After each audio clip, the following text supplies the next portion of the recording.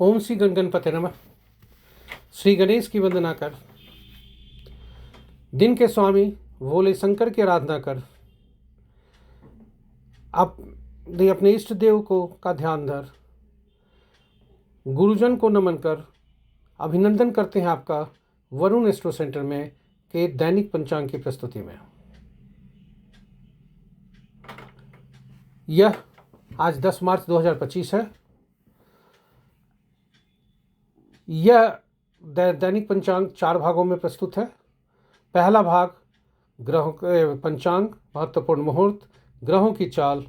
दूसरा भाग नक्षत्र, जन्म नक्षत्र के अनुसार कैसा दिन रहने की संभावना है। तीसरा चौघड़िया ज्योतिष और चौथा अंक ज्योतिष के अनुसार कैसा दिन रहने की संभावना है।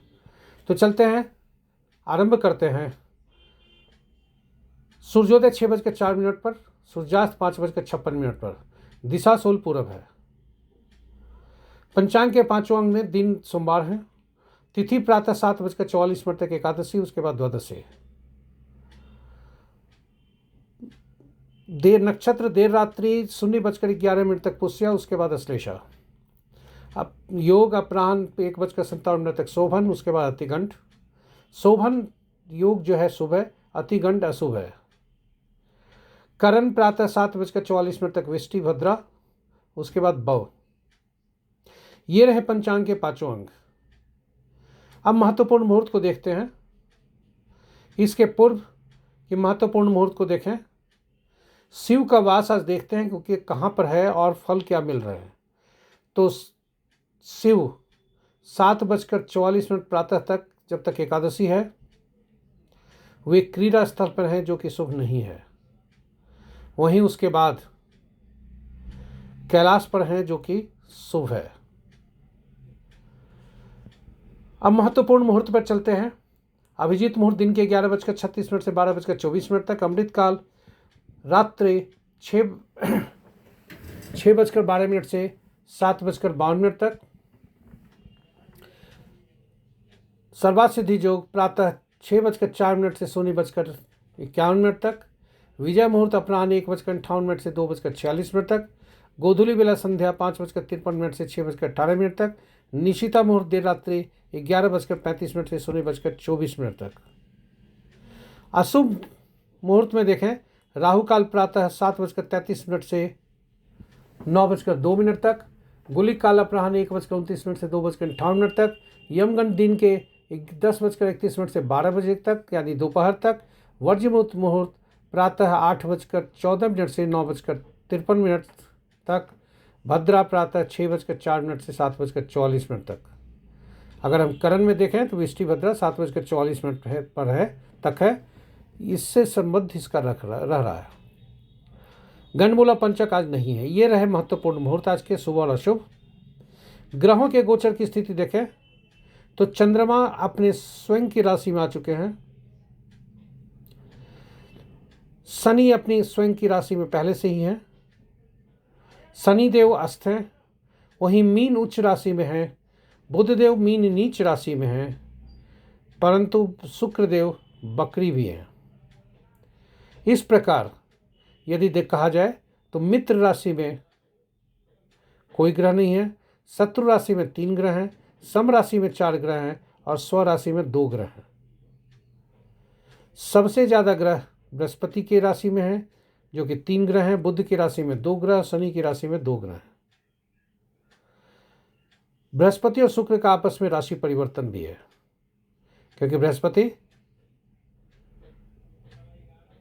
वृषभ राशि में जिसके स्वामी शुक्र हैं और शुक्र मीन राशि में है जिसके स्वामी बृहस्पति हैं। तो ये रहे ग्रहों का संबंध राशियों से। अब देखते हैं ग्रहों का संबंध नक्षत्रों से कैसा है। तो मित्र नक्षत्र में कुल 5 ग्रह, शत्रु नक्षत्र में 1 ग्रह, सम नक्षत्र में 3 ग्रह, स्व नक्षत्र में कोई ग्रह नहीं है। केतु, बुध, शुक्र, मंगल, राहु, ये सभी ऐसे ग्रह हैं जिनके नक्षत्र में कोई ग्रह नहीं है। शनिदेव सबसे ज़्यादा शक्तिशाली, क्योंकि इनके नक्षत्र में 4 ग्रह हैं। बृहस्पति देव के नक्षत्र में 3 ग्रह हैं। सूर्यदेव के नक्षत्र में 1 ग्रह है। तो ये सारी जानकारी ग्रहों से संबंध है। हमारे यहाँ पर पहला भाग जो दैनिक पंचांग की है समाप्त की ओर बढ़ चुका है। यहाँ यह बताते चलें कि यह डेटा संकलित वरुण एस्ट्रो द्वारा किया गया है और साथ ही साथ डेटा का स्रोत दृक पंचांग है और छवि जहाँ भी ली गई है वह गूगल से ली गई है। तो ये अब हम आपको ले चलते हैं अपने दूसरी प्रस्तुति में, जो जन्म नक्षत्र के अनुसार कैसा दिन रहने की संभावना है। तो बने रहिए हमारे साथ हमारी दूसरी प्रस्तुति में जन्म नक्षत्र के अनुसार कैसा दिन रहने की संभावना है। स्वागत है आपका दैनिक पंचांग 10 मार्च 2025 के दूसरे भाग में। जन्म नक्षत्र के अनुसार आज कैसा दिन रहने की संभावना है, यह किसी भी जातक के जन्म पत्रिका में चंद्रमा जिस नक्षत्र में होते हैं उनके नक्षत्र समूह से देखते हैं। नक्षत्र समूह एक ऐसा शब्द है जो थोड़ा अटपटा लगता होगा या जिनकी जानकारी नहीं है तो ये बताते चलें कि तारा बल के अनुसार कुल 27 नक्षत्र होते हैं और 27 नक्षत्र कुल 27 नक्षत्र हैं, परंतु जो ग्रह हैं वे 9 ही हैं। इसलिए क्रमानुसार 3-3 नक्षत्रों का समूह बनाया गया, उनका स्वामित्व एक ग्रह को दिया गया। उदाहरण स्वरूप पहले क्रम में पहला नक्षत्र अश्विनी, 10वां नक्षत्र माघा और 19वां नक्षत्र मूला, इसके स्वामी केतु बने।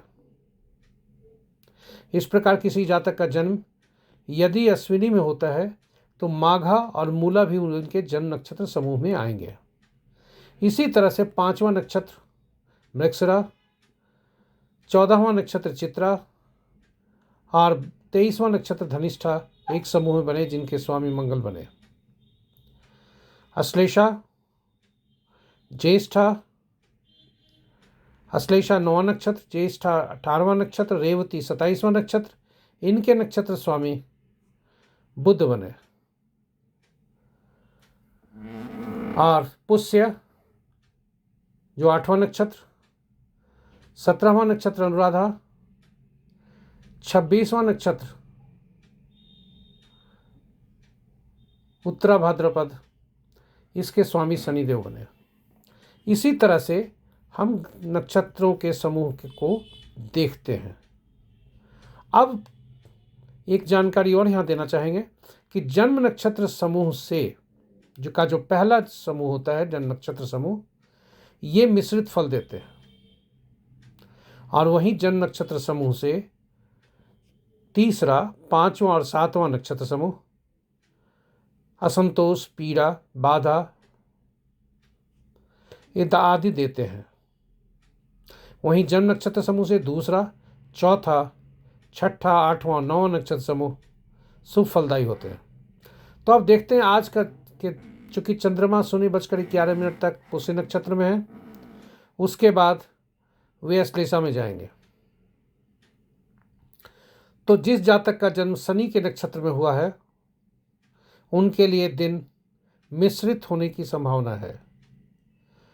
साथ ही ऐसे जातक जिनका जन्म मंगल, सूर्य, केतु के नक्षत्र में हुआ है उनके लिए थोड़ा असंतोष, अशुभता, परेशानी के संकेत मिल रहे हैं। और बृहस्पति, राहु, चंद्रमा, शुक्र और बुध के नक्षत्र में जन्मे जातक के लिए दिन शुभ होने के संकेत हैं। रात्रि के 0:11 के पश्चात जब अश्लेषा नक्षत्र आरंभ होता है तब बुध के नक्षत्र समूह में जन्मे जातक के लिए मिश्रित फल होने की संभावना है। और राहु, चंद्रमा और शुक्र के नक्षत्र समूह में जन्मे जातक के लिए थोड़ा परेशानी, असंतोष, मेहनत की आवश्यकता है, ऐसे संकेत मिल रहे हैं। वहीं शनि, बृहस्पति, मंगल, सूर्य और केतु के नक्षत्र में जन्मे जातक के लिए दिन शुभ होने की संभावना है, ऐसे संकेत मिल रहे हैं। तो ये रहा दैनिक पंचांग के दूसरा भाग, जन्म नक्षत्र के अनुसार कैसा दिन रहने की संभावना है। तो हम आपको अब दूसरी अपने प्रस्तुति में ले चलते हैं, यहाँ विराम देते हैं। चौघड़िया ज्योतिष के अनुसार कौन सा उपयुक्त समय किसी कार्य को करने के लिए है? तो चलते हैं चौघड़िया ज्योतिष। स्वागत है आपका 10 मार्च 2025 के दैनिक पंचांग के तीसरे भाग में। चौघड़िया ज्योतिष के अनुसार आज दिन कैसा रहने की संभावना है? चौघड़िया ज्योतिष शुभ और अशुभ काल दर्शाता है। इसकी उपयोगिता एक निश्चित समय को जानने के लिए किया जाता है, जिसमें निश्चित उपाय किए जा सकते हैं। उपायों को 7 श्रेणी में रखा गया है और उन उपायों के श्रेणी को विभिन्न ग्रहों से संबंध किया गया है और उन ग्रहों का संबंध साप्ताहिक 7 दिनों से है और उन साप्ताहिक 7 दिनों का संबंध चौघड़िया विभिन्न चौघड़िया से है, विभिन्न 7 चौघड़िया से। उदाहरण स्वरूप यदि सूर्य का चौघड़िया है तो उद्वेग होगा, मंगल रोग होगा, बुध लाभ, बृहस्पति शुभ, शुक्र चर, शनि काल और सोमवार के चंद्रमा अमृत। तो इन ग्रहों से सभी के संबंध है और विभिन्न कार्यों से है। तो यह देखने के लिए यदि कोई व्यक्ति ऐसा भी हो सकता है कि जिसके जन्म पत्रिका नहीं हो, वह शुभ मुहूर्त नहीं निकाल सकता नक्षत्र के अनुसार या अन्य तरीके से, तो इस मुहूर्त को भी देखकर फायदा किया तो लाभ हो सकता है। किंतु इसमें सावधानी यही रखनी है कि जो भी जिस चौघड़िया को भी हम प्रयोग कर रहे हैं, वह चौघड़िया कोई भी राहु काल, वार वेला, काल वेला या काल रात्रि से ग्रसित नहीं हो। दिन में जो ग्रसित होते हैं राहु काल होते हैं, वार वेला होता है और काल वेला होता है। वहीं रात्रि में केवल काल रात्रि से नक्षत्र विभिन्न जो चौघड़िया हैं वो ग्रसित होते हैं, उनको त्याग देना चाहिए। अब यहाँ सवाल उठता है कि कुल 8 चौघड़िया हैं और 7 ही चौघड़िया की बात करते हैं, 7 ही साप्ताहिक दिनों से संबंध है। तो जो चौघड़िया से आरंभ होता है दिन, वही चौघड़िया से दिन समाप्त होता है। रात्रि जिस चौघड़िया से आरंभ होती है उसी चौघड़िया से रात्रि भी समाप्त होती है। तो आज का देखें, सोमवार का दिन है, तो अमृत चौघड़िया से आरंभ हो रहा है और जो समाप्ति भी है वो भी अमृत चौघड़िया से है। तो इस प्रकार चौघड़िया ज्योतिष काम करते हैं। आज का चौघड़िया में अमृत चौघड़िया शुभ है। शुभ चौघड़िया जो 9:02 से 10:31 तक है वो भी शुभ है। रोग चौघड़िया जिसका उपयोग शत्रुहंता के लिए है वह भी शुभ है। उद्वेग चौघड़िया 12 बजे से 1:29 तक जो सूर्य से संबंधित है, सरकारी कार्यों से संबंधित है, वह भी शुभ है। चर्च चौघड़िया दिन का 1:29 से 2:58 तक यह शुक्र से संबंध रखता है, यह भी शुभ है। लाभ चौघड़िया जो 2:58 से 4:27 तक है, यह बुध का चौघड़िया इसमें है, यह भी वार वेला से ग्रसित है। काल चौघड़िया जो 7:33 से 9:03 तक है वो राहु काल से ग्रसित है। अमृत चौघड़िया पुनः 4:27 से 5:56 तक है। तो ये रहे चौघड़िया ज्योतिष के विभिन्न अवधि जो आपकी के लिए उपयोगी हो सकते हैं। इसी प्रकार रात का चौघड़िया भी है। तो ये रहे हम पंचांग के अंगों के बाद हम चौघड़िया ज्योतिष के बारे में बात कर रहे थे। आशा करते हैं कि यह आपकी प्रस्तुति अच्छी लगी होगी और आपको के लिए उपयोगी होगी। यदि यह आपको डेटा जो भी लिए गए हैं दृक पंचांग से लिए गए हैं और यह प्रस्तुति यूट्यूब के माध्यम से आप तक पहुंच रही है।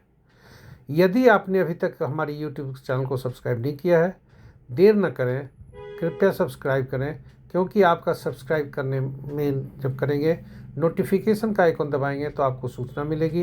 यह आपके लिए उपयोगी सिद्ध हो सकता है। साथ ही कोई भी चौघड़िया का मतलब दैनिक पंचांग से कोई भी चौघड़िया का प्रयोग करने में आप केवल यही देखें कि यह राहु काल और वार वेला से ग्रसित नहीं है।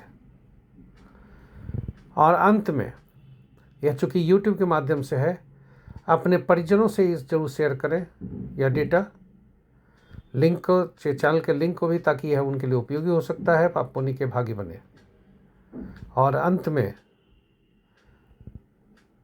आप से आग्रह करेंगे कि आप थोड़ा सा समय निकालकर अपने सुझाव जरूर दें, यह प्रस्तुति आपको कैसी लगी, और ताकि भविष्य के लिए यह एक मेंटर के रूप में होगा और इसकी उपयोगिता हम अपनी प्रस्तुति को और अच्छे बेहतर करने के लिए करेंगे।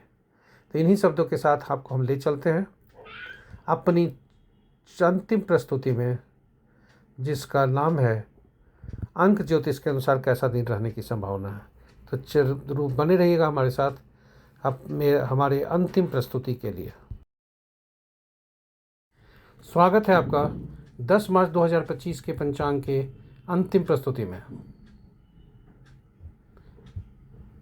अंक ज्योतिष के अनुसार कैसा दिन रहने की संभावना है, यह हम अंकों को जोड़कर और उनका संबंध जन्म तिथि के अंकों को जोड़कर उनसे देखते हैं। हम जानते हैं कि अंक ज्योतिष में किसी भी अंक को के समूह को में प्रयुक्त हुए अंकों को जोड़कर एक अंक बनाया जाता है और फिर फल में प्रतिफल किया जाता है, और दो अंकों का आपस में तालमेल कैसा है यह भी देखा जाता है।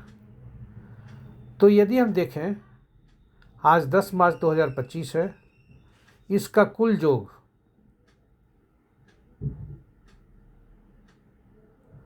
4 होता है 10 मार्च 2025 का, क्योंकि 10 3 13 और 9 22, वर्ष का टोटल 9, माह का टोटल 3 और आज दिन का टोटल 10।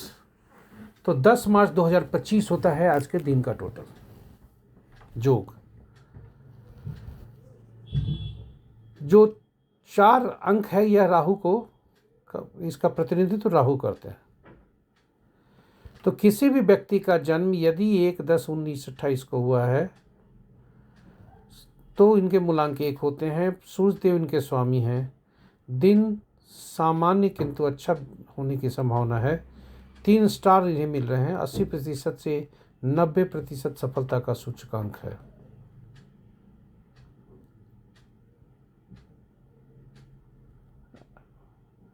जिनका जन्म, जिस जातक का जन्म किसी भी माह का 2 11 20 29 को हुआ है, उनका मूलांक 2 बनता है। चंद्रदेव उनके स्वामी हैं। अच्छा दिन नहीं होने का संबंध है, की संभावना है, क्योंकि चंद्रदेव और राहु का संबंध, चंद्र राहु ग्रहण बनाते हैं, शुभ नहीं होता है। इसलिए 1.5 स्टार मिल रहे हैं और 30% सफलता का सूचकांक है। वहीं बृहस्पति जिनके स्वामी बनते हैं 3 अंक है।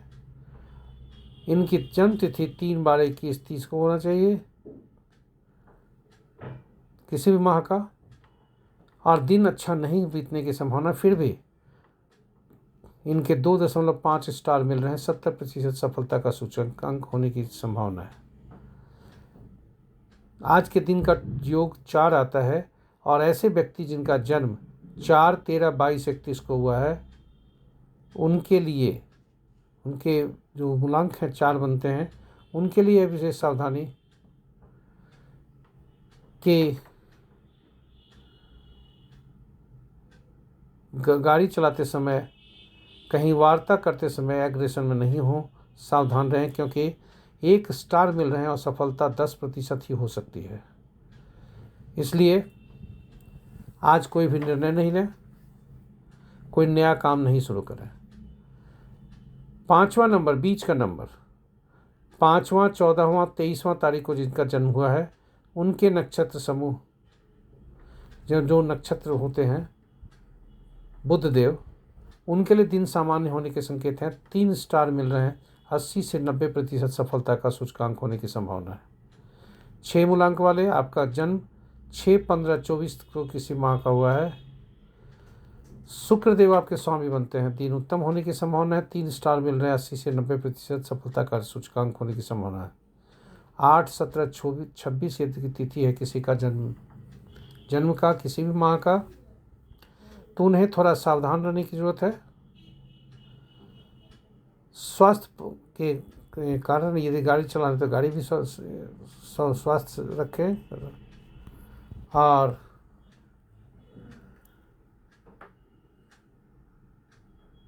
एक स्टार इनको मिल रहे हैं, 10 से 40% इनका सफलता का सूचकांक है। और अंतिम संख्या 9 है। जिनका जन्म 9, 18, 27 तारीख को किसी भी माह का हुआ है, उनका मूलांक 9 बनता है। मंगल जी इनके स्वामी बनते हैं। यहाँ एग्रेशन, गुस्सा आदि आपके काम नहीं आएंगे, बल्कि इन्हें उपयोग करना सही ढंग से चाहिए। सावधानी जरूरी है, कहीं दुर्घटनाग्रस्त नहीं हो आदि आदि। तो 1.5 स्टार मिल रहे हैं और सफलता का सूचकांक 20% है, संभावित है। तो ये रहे पंचांग के कंप्लीट प्रस्तुति, पूरी प्रस्तुति जो 4 भागों में है। और यह आपके लिए आशा ही नहीं करते हैं, विश्वास भी है कि यह आपके लिए उपयोगी होगा।